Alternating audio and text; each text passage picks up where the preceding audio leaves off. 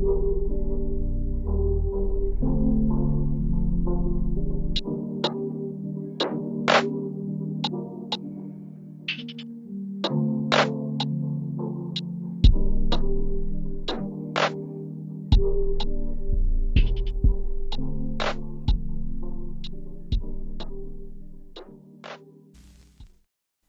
a little confused about Suzuki being named captain. I'll let you talk about this because a lot of these points are yours. So you go ahead and then I'll comment after. We talked about it last episode when we were predicting who would be the captain. Hey, you got it right. Yeah, well, I mean, and we both agreed that he would be. I'm just shocked that they didn't now. Yeah. Because it's way too early, in my opinion, to name a young player like this captain of the Habs, which is, in fairness to Toronto, Montreal is definitely the most, it's definitely the heaviest media market. Like the cliche is that they will roast you in 2 languages because there's just double the amount of coverage. It's as much as all the original 6 teams have passionate fan bases. I think we can acknowledge that Montreal's on a different level. Like it's a bit of a religion there, and it's special. It's tied to the culture, but it also comes with crazy high expectations. Mm-hmm. And so to put a guy like that in the limelight, well, he's still trying to find his footing as an elite 2-way player. Like he's not a superstar. He definitely has the potential to get there. But I feel like they almost put a burden on his development by now increasing his on and off ice responsibilities. I would have rather just let him focus on developing his game and becoming the best player he is. And then when this team's ready to make the playoffs and ready to compete, name him the captain and build on that momentum. But I just feel like they were a little bit premature. Nick Suzuki seems like a very mature individual who can handle that. It's just why even take that risk at this point? But yeah, I couldn't have said it better. I just when I thought about it, it's a bit of a head scratcher because what's the benefit of naming him captain? I don't know. It's not even like the Montreal Canadiens are the only team in the league without a captain, or that teams normally don't operate without a captain for 3 years. A lot of teams did it. The Leafs did it for 5 after Phaneuf. How long did it take? It took them a long time. Yeah, I agree. This team's not good enough to win. They're going to be bad for a really long time. You're right. It's like one of the harshest medias in the league, in the hardest division in the NHL. They're going to be bad for at least 3 years. It's exactly what the good argument you made about hiring Martin St. Louis at the time. He turned out to be a good coach, but maybe they hired him now because they thought this coach was going to be chewed up when the Canadiens were terrible, and then hire the guy they want to. It seems like the next captain for the next 2 to 3 years is going to get chewed up.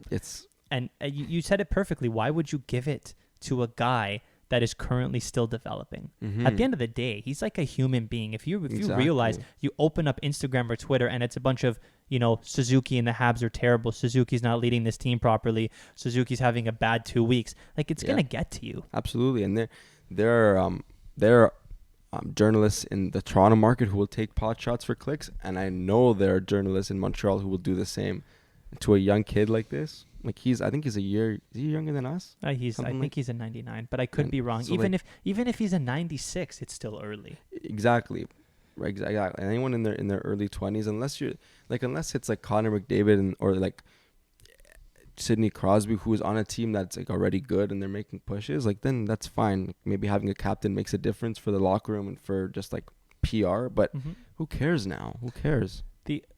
If you're going to name a captain now, should have been Brendan Gallagher. Should have been Brendan Gallagher because he's done developing as a player. He's a hometown hero. And everyone loves him. All Montreal fans love Brendan Gallagher.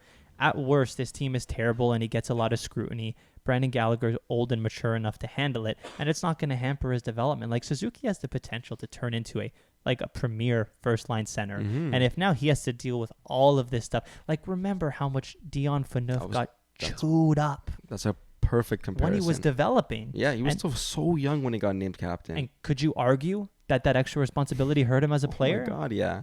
He was, even just his personality was like, if you heard him talk, it was like Mr. Roboto sometimes. Like he was just, wasn't his personality. And so I don't think Nick Suzuki's like that. I think Nick Suzuki is like, definitely gives leadership vibes, if I can say that. But it's still super young, and we can see what it does to guys when it's just a little too soon. To make it even worse, like Nick Suzuki isn't a extremely consistent player. No. Like if you look at him on a year by year basis, the guy puts up far above average numbers. Mm-hmm. But if you followed the Montreal Canadiens last year, and I followed Nick Suzuki quite in depth because he was on my fantasy team, right. He was either putting up 9 points a week, or he was going weeks without a point.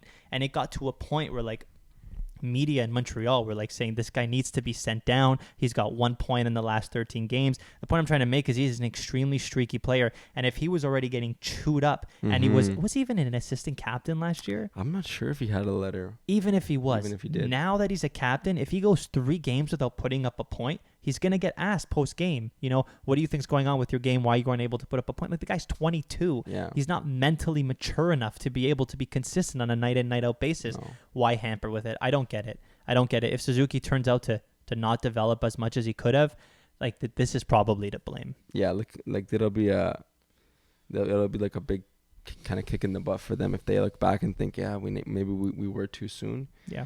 I hope for his as a Leafs fan, like I hope for his sake personally that it doesn't affect him. Me too. I like him as a player. Yeah, he's a good player and he seems like a pretty good dude. He was also a Leafs fan, so like, how about that, Habs fans? You're literally a diehard Leafs fan as your captain. How does that feel? That must really pain them. Yeah, that's kind of funny. I'm not gonna lie. I hope it turns out to work for the best, but yeah, we will see.